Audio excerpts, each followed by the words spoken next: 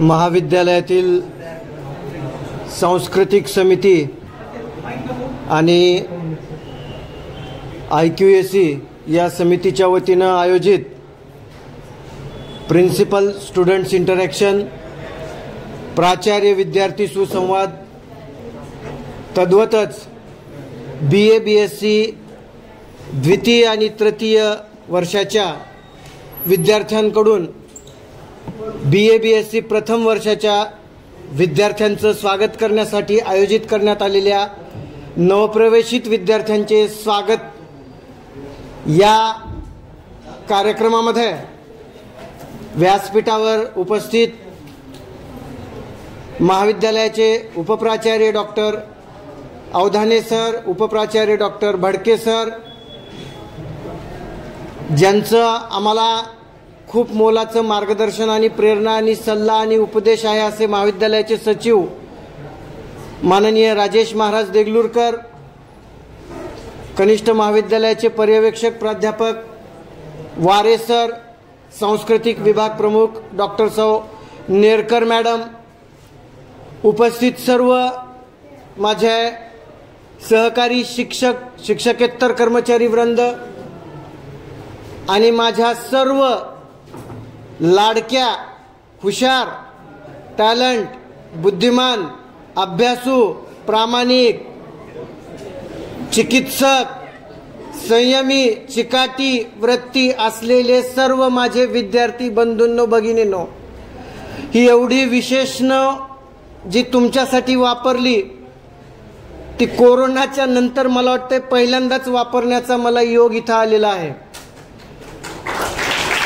आणि principal students interaction plus नवप्रवेशित विद्यार्थ्यांचं स्वागत हा कार्यक्रम ही कोरोनानंतर आपण प्रथमच घेत आहोत. त्याच्यामुळे सर्वप्रथम आयोजकांचं म्हणजे थावरे सर, नेरकर मॅडम आणि सर्व वरिष्ठ विद्यार्थ्यांचं सर्वप्रथम मी अभिनंदन करतो. आणि आत्ता मी ही जी एवढी विशेषणं तुम्हाला लावली, ही विशेषणं लावत असताना तुम्ही थोडंसं हसलात, गालातल्या गालात हसलात, किंचित हसलात. हसण्याचं कारण असं की कदाचित तुम्हाला हे नाविन्यपूर्ण वाटलं असेल, परंतु मला असा विश्वास आहे की ती सर्व गुण, ती सर्व पात्रता, ती सर्व क्षमता तुमच्यामध्ये अवेलेबल आहे, उपलब्ध आहे. तुम्ही प्रत्येक विद्यार्थी, माझा प्रत्येक विद्यार्थी, या महाविद्यालयातला प्रत्येक विद्यार्थी एकमेवाद्वितीय विद्यार्थी आहे. कारण तुम्ही लक्षात घ्या, या जगाची लोकसंख्या जवळपास 8-8.5 अब्ज असेल. त्या प्रत्येक या लोकसंख्येमध्ये तुम्ही जे प्रत्येक जण एकमेवाद्वितीय आहात त्याचं कारण असं आहे की तुमच्या प्रत्येक जणाचा हाताचा ठसा वेगळा आहे, तो इतरांपेक्षा भिन्न आहे. तुमच्या हाताचा अंगठाचा ठसा वेगळा, अंगठ्याचा अंगठा वेगळा आहे, इतरांपेक्षा भिन्न आहे. तुमचा स्वभाव इतरांपेक्षा भिन्न आहे. तुम्ही सर्व चेहऱ्यांनी एकमेकांच्या पेक्षा भिन्न आहात आणि प्रत्येक जण एकमेवाद्वितीय अशा प्रकारचं व्यक्तिमत्व आहे, याची मला खात्री आहे. आज मुख्यत्वे करून तुमच्या मनावर, समाजामध्ये समाज माध्यमांचा प्रभाव खूप मोठ्या प्रमाणात आहे. समाज माध्यमाद्वारे तुम्हाला दाखवलं जात असणारं जग हे भूलभुलैयाचं जग आहे. हे भ्रमजाल निर्माण करणारं जग आहे. एक भ्रमाचं विश्व तुमच्या समोर निर्माण करणारं जग आहे. त्याच्यामुळे मला तुम्हाला हे सांगायचं आहे की तुम्ही जे जग ह्या सोशल मीडियावरून पाहतात ते तुमचं जग नाहीये.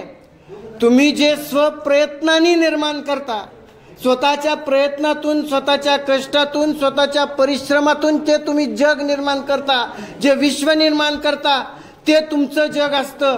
आणि ते स्वतःचं एक आगळं वेगळं व्यक्तिमत्व साकारण्याची तुमच्यामध्ये निश्चितच क्षमता आहे. म्हणून मी तेवढी विशेषणं वापरली तुमच्यासाठी. फक्त फरक काय आहे, हे तुम्ही स्वतःला ओळखत नाहीयेत. तुमच्यातली क्षमता तुम्ही ओळखत नाहीयेत.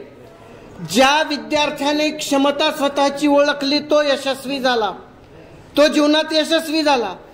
ज्या विद्यार्थ्याने स्वतःची क्षमता ओळखली, आपण इतरांपेक्षा कशा पद्धतीनं भिन्न आहोत हे लक्षात घेतलं आणि त्या दिशेनं आपलं वेगळेपण सिद्ध करण्याच्या दिशेनं ज्यावेळी परिश्रमाच्या मार्गावरून तुम्ही वाटचाल कराल, त्यावेळी निश्चितच तुमचं व्यक्तिमत्व हे यशाकडे वाटचाल करीत असेल. दुर्दैवानं होतं काय, यश ही संकल्पना आपण नेहमी सापेक्ष पद्धतीनं वापरतो. म्हणजे इतराच्या यशाशी तुलना करतो. त्याला एवढे मार्क्स मिळाले, माझ्या मुलाला एवढे कमी कसे. पालकांची मानसिकता. यश हे पूर्णतः वैयक्तिक बाब आहे. मी कालच्यापेक्षा आज माझ्या वर्तनामध्ये, माझ्या वागण्यामध्ये कसा सकारात्मक बदल केला आहे, कालच्यापेक्षा माझ्या वागण्यामध्ये अधिक परिश्रम मी काय घेतलेले आहे, हा फरक आम्ही लक्षात घेतला पाहिजे.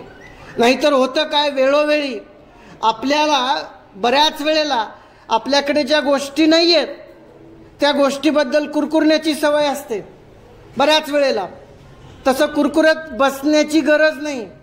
तुमच्यातलं वेगळेपण सिद्ध करण्यासाठी जी प्राप्त परिस्थिती आहे त्या प्राप्त परिस्थितीतून मार्गक्रमण करणं गरजेचं असतं. मी तुम्हाला एक मागच्या महिन्यातलंच एक उदाहरण देतो. पॅरिसमध्ये पॅराऑलिम्पिक स्पर्धा झाली. मागेही मी एकदा बोलताना हे उदाहरण दिलेलं आहे. त्या पॅराऑलिम्पिक स्पर्धेमध्ये म्हणजे पूर्णतः दिव्यांगाची स्पर्धा, म्हणजे अपंग खेळाडूंची ती स्पर्धा. त्या स्पर्धेमध्ये शीतल देवी नामक एका 17 वर्षीय म्हणजे तुमच्याच वयाच्या एका मुलीनं कशामध्ये प्राइज मिळवलंय, कशामध्ये मेडल मिळवलंय माहिती आहे तुम्हाला? तिरंदाजीमध्ये मेडल मिळवलेलं आहे. तिरंदाजी म्हणजे माहित आहे, म्हणजे ज्याचा कामच पूर्ण हाताने करावयाचा आहे. धनुष्य हाताने पकडावायचा, बाण हाताने सोडावयाचा, परंतु दोन्ही हात नसलेली ती शीतल देवी, 17 वर्षीय एक मुलगी तिनं आपल्या पायामध्ये धनुष्य पकडून दातानी तो बाण ओढून अचूकपणे वेध घेऊन अचूकपणे नेम टिपला आणि भारताच्या नावानं एक सुवर्ण पदक तिनं खेचून आणलं. म्हणजे जे गोष्ट जी बाब फक्त आणि फक्त हाताने करावयाची आहे ते दोन्ही हात नसताना तिनं ते अचीव केलं. आणि म्हणून मला सांगायचं आहे की तुमच्यामध्ये खरोखरच प्रचंड क्षमता आहे, प्रचंड एनर्जी आहे, प्रचंड पोटेन्शियल आहे सर्व विद्यार्थ्यांमध्ये. ते फक्त आपण ते पोटेन्शियल काय आहे हे ओळखा. आमची सर्व शिक्षक मंडळी त्यासाठीच आहे तुम्हाला मार्गदर्शन करण्यासाठी. फक्त तुम्ही त्या थोडंसं शिस्तीमध्ये सगळ्या गोष्टीचं पालन करा. मला आठवतंय मी ज्या वेळी प्रत्येक वर्गामध्ये ऑब्झर्वेशनसाठी गेलेलो आहे त्यावेळी प्रत्येक वर्गामध्ये सांगितलेलं आहे की तुमचं दररोज आय कार्ड असलं पाहिजे गळ्यामध्ये.